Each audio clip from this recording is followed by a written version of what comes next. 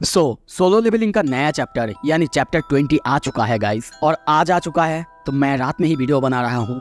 तो अगर ऐसे ही आपको जल्दी और सबसे पहले बहुत डिटेल के साथ एपिसोड देखना है, चैप्टर्स की एक्सप्लेनेशन देखना है, तो मेरे इस चैनल को सब्सक्राइब करो और कमेंट करें अपने ओपिनियन। मैं हर एक अच्छे कमेंट का जवाब देने की कोशिश करूंगा। पिछले एपिसोड में हमने देखा था अब सुहो के साथ एसिल जुड़ जाती है। सुहो उसकी मदद करने के लिए तैयार होता है और अब सिस्टम उसे नोटिस देता है कि अब वो उसे अपना कंपेनियन बनाना चाहता है कि नहीं। अब आगे एपिसोड के शुरू में हम कुछ नोटिस को देखते हैं। लिखा हुआ था last survivor of pure blooded demon nobles Esil Radiru. वो प्लेयर को थैंक्स कहती है। क्या तुम व्हाइट फ्लेम डिसेंडेंट उसको एक कंपेनियन बनाना चाहोगे, एक्सेप्ट या फिर डिक्लाइन? सुहो ये नोटिस देखता है। हम वहीं पे सुहो, एसिल और बेरू को देखते हैं।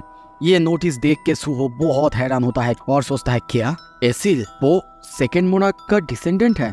एसिल उसको इतना हैरान देख के सोचती है क्या हुआ? सुहो को समझ में नहीं आ रहा था। वो सोचता है पर क्यों? क्या इसका मतलब एसिल से प्योर ब्लडेड डिमन बची हुई है, इसी की वजह से है क्या? और तभी थोड़ा सा स्माइल करते हुए एक्सेप्ट करता है और वहाँ पे नोटिस आता है तुमने व्हाइट फ्लेम के डिसेंडेंट को एक कंपेनियन बना लिया है। एक नया बॉन्ड स्किल तुमको मिल चुका है। Bond skill demon strike, charge rate 0%। इससे तुम्हें इस तरह का एक अटैक मिलेगा। व्हाइट फ्लेम के डिसेंडेंट से एनर्जी रिसीव करने के बाद एक बहुत डिवास्टेटिंग अटैक कर पाओगे। और तभी एसिल बहुत ज़्यादा हैरान होती है, चिल्लाने लगती है और कहती है क्या एक स्टेटस स्क्रीन मेरे सामने अभी अभी अपीयर हुआ है, अब मैं भी एक स्क्रीन को देख सकती हूँ? सुहो कहता है मुझे नहीं पता था क्योंकि ग्रे बोल नहीं सकता, पर ऐसा लगता है जो भी मेरा कंपेनियन बनेगा या फिर बनेगी वो भी मेरी तरह ही स्टेटस विंडो देख सकते हैं। बेरू कहता है यंग मोनार्क, क्या इसका मतलब?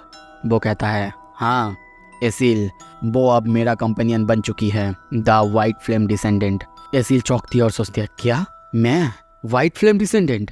तभी सीन शिफ्ट होता है। हम अब उन सब को देखते हैं, यानी ब्रोकी, सुहो, एसिल और ग्रे को। वो लोग अब एक बिल्डिंग के पास थे। तभी सुहो एसिल से कहता है चलो अब ट्राई करते हैं मेरे नए बॉन्ड स्किल को, क्या तुम तैयार हो एसिल? एसिल कहती है यंग मोनार्क बिल्कुल। और तभी नोटिस आता है bond skill demon strike activate हो चुका है। और तभी एसिल की पावर को जागते हुए देखते हैं। उसकी पूरी बॉडी ग्लो होने लगता है और हम देखते हैं उसके अंदर से एक बहुत पावरफुल ऑरा सुहो के अंदर आ जाता है। तभी उसके हाथ में हम देखते हैं उसका हाथ ग्लो होने लगता है। तभी देखते हैं एसिल वहीं पे गिर जाती है। ये देख के सुहो पूछता है एसिल क्या हुआ है? वो कहती है सॉरी, लगता है कि ये मेरी पूरी एनर्जी चूस लेती है।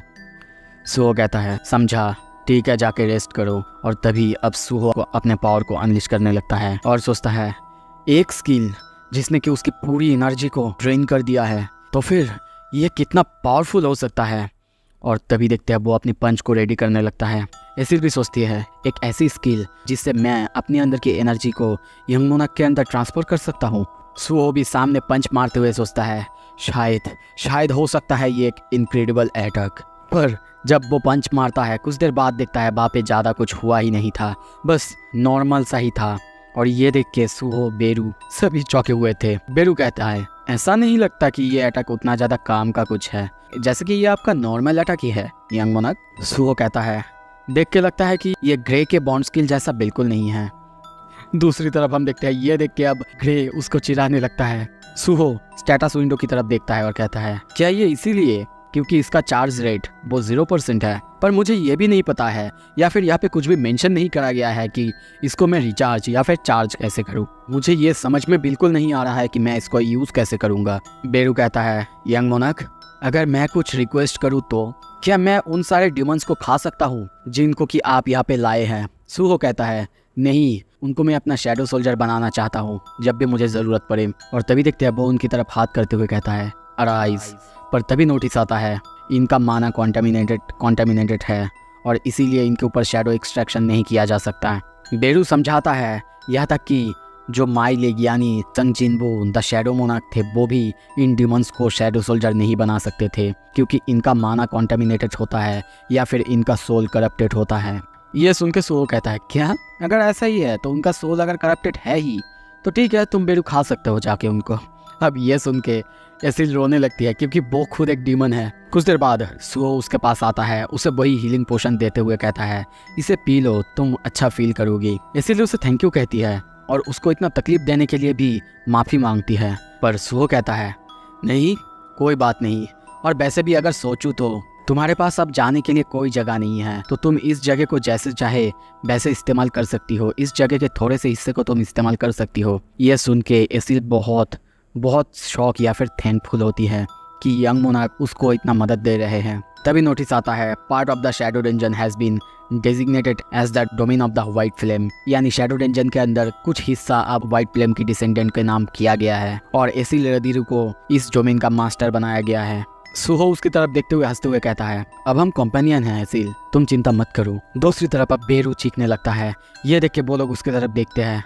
सुहो पूछता है क्या हुआ है बेरू? वो कहता है यंग मोनार्क, इन सारे डिमंस के मेमोरीज से मुझे बहुत कुछ पता चला, यहाँ तक कि इतारिम्स के एपोस्टाइल या फिर उनके जो दूत है उनके बारे में भी पता चला। सुहो बस देखता रहता है, बहुत ज़्यादा चौंका हुआ है। कुछ देर बाद हम उन सबको बेरू के सामने बैठा हुआ देखते हैं। अब बेरू उन सबको एक्सप्लेन करने लगता है और कहता है मैं बेरू अब उन सारे डिमंस की मेमोरीज को एक्सप्लेन करने वाला हूँ, पर मैं शुरू करूँ उससे पहले कुछ इन्फॉर्मेशन आपको ज़रूर जानना है। स्टार पाउडर जो होता है इस पृथ्वी पे कई जगह पर फैला हुआ है, और जो मिस्टबान होते हैं वो मैजिक बीस्ट है, वो आउटर स्पेस से यहाँ पे आया है। एसिल कहती है क्या तुम बता रहे हो कि स्टार पाउडर पूरे पृथ्वी पे फैला हुआ है? ये क्या है? सुहो कहता है इसका मतलब मिस्टबान वो इस दुनिया का नहीं है, आउटर स्पेस से आया हुआ है। बेरू कहता है परहैप्स कोइंसिडेंस हो सकता है, पर ब्रोकी इन सब से जुड़ा हुआ है। अगर सीधा बात बोलूँ तो हाइना गिल्ड इन सब से जुड़ा हुआ है। जो हाइना गिल्ड थे वही थे जो कि इंसानों को किडनैप करके यहाँ पे ला रहे थे, यानी डिमंस को सौंप रहे थे, और वही इंसान बाद में मिस्टबान बनते और उनको ही स्टार पाउडर बनाने के प्रोसेस या फिर उसके इंग्रेडिएंट्स के हिसाब से यूज़ करा जाता।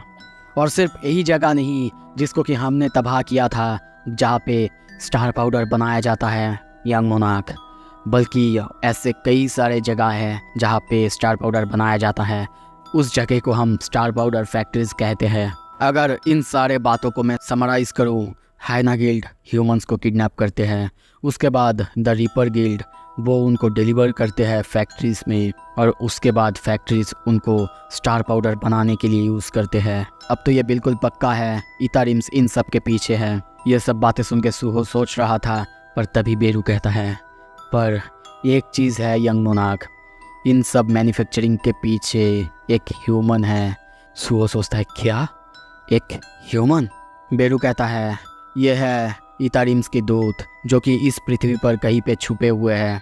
मुझे ये भी पता चला कि एक ह्यूमन है जो कि इन सब की मदद कर रहा है, यानी इन सारे दूतों की मदद कर रहा है, और वो ह्यूमन है the wise guild master of the reaper guild Lee Minsang. और अब ऐसा लग रहा है कि अगर हम उसकी इन्वेस्टिगेशन करें तो जल्दी ही हम इतारिम तक पहुंच सकते हैं।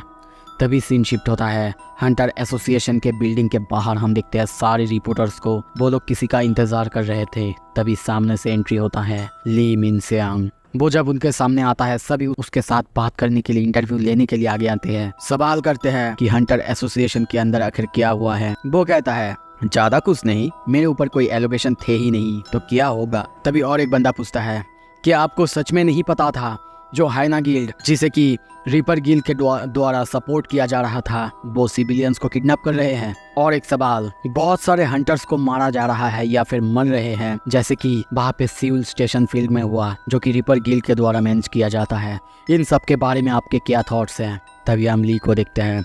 वो कहता है हम हैं द रीपर गिल्ड, और 2 साल पहले इस दुनिया में जो भी हुआ था हम उसे संभालने की कोशिश कर रहे हैं। और आप लोग हाइना गिल्ड को सपोर्ट करने की बात करते हैं।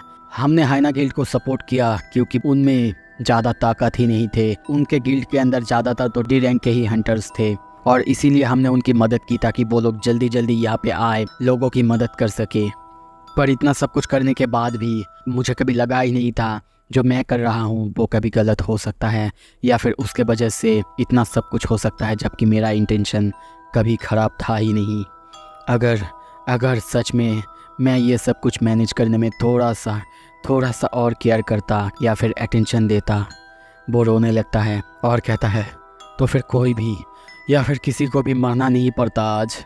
आगे जाते हुए कहता है मैं माफ़ी चाहता हूँ जो भी मेरी वजह से इतना सब कुछ प्रॉब्लम सबको हुए। अब उसको ऐसा एक्ट करते हुए या फिर ऐसे बोलने के बाद बाकी सब उसकी तरफ या फिर उसकी साइड आने लगते हैं कि शायद हो सकता है वो लोग मदद करने के लिए ही हाइना गिल्ड के साथ थे, पर किसको पता कि हाइना गिल्ड ऐसा करने वाले थे। और वैसे भी रिपर गिल्ड ने तो कितने सारे अच्छे काम भी किए हैं, क्या इसका मतलब ये नहीं है कि वो हीरोज़ हैं। तभी ली मिनसियांग को देखते हैं, वो उनकी बातें सुन के स्माइल करने लगता है और सोचता है इस तरह का एक्ट ये तो मेरे लिए काफ़ी आसान है, क्योंकि एक वक्त था जब मैं एशिया का ग्रेटेस्ट स्टार माना जाता था। लगता है कि वो एक्टिंग की क्षमता अभी भी मेरे अंदर है। पर हंटर एसोसिएशन वहाँ से तो मुझसे कोई सवाल या फिर कुछ भी पूछा भी नहीं गया, बिना कोई सवाल किए ही मुझे वहाँ से वापस आने को कहा गया। वेल मुझे लगता है कि ये मैटर नहीं करता। लगता है कि हंटर एसोसिएशन को भी पता नहीं है मैं ही उन सारे स्टार पाउडर के मैन्युफैक्चरिंग के पीछे हूँ। वो जा रहा था, वहीं पे हम सुहो को देखते हैं जो कि उसके ऊपर नज़र रखने के लिए आया था और कहता है तो ये है ली मिनसियांग। बेरू से पूछता है बेरू क्या तुम्हें उसके अंदर से इतारिम की कोई एनर्जी फील हो रहा है? वो कहता है नहीं यंग मोनाक, बिल्कुल नहीं। ये सुन के वो कहता है तो तुम्हारा क्या मतलब है उसे इतारिम कंट्रोल नहीं कर रहे हैं? वेल अगर ये सच है तो अब हमारे सामने डिस्कवर करने के लिए काफ़ी कुछ है। पर वो आगे जाता उससे पहले ही हम देखते हैं बेरू से रोकता है और कहता है नहीं यंग मोनाक, नहीं, आपको मैं जाने नहीं दूंगा। मुझे पता है अब तक आपने काफ़ी सारे पावरफुल एनिमीज़ को हराया है, पर इस बार मुझे आपको रोकना ही होगा, चाहे उसके लिए मेरी जान क्यों ना चले जाए, क्योंकि जो माना मुझे उस इंसान के अंदर से फील हो रहा है वो काफ़ी अलग है। तभी देखते हैं ली मिनसियांग बहुत ही तेज़ी से पीछे घूमता है, उसको उनका आभास हो जाता है, पर सुहो किसी तरीके से अपने आप को छुपा लेता है और बेरू उसको समझाते हुए कहता है आपका लेवल अब तक वहाँ पे नहीं पहुँचा है जहाँ पे आप उसे चैलेंज कर पाएंगे। तभी हमें ली मिनसियांग का रैंक बताया जाता है, यानी वो एक ए रैंक का हंटर है। सो ये एपिसोड काफ़ी अच्छा था, कैसा लगा आपको बताइए और कमेंट करें अपने ओपिनियन। मैं हर एक अच्छे कमेंट का जवाब देने की कोशिश करूँगा। Thank you so much video देखने के लिए। अगले एपिसोड के लिए स्टे ट्यून्ड।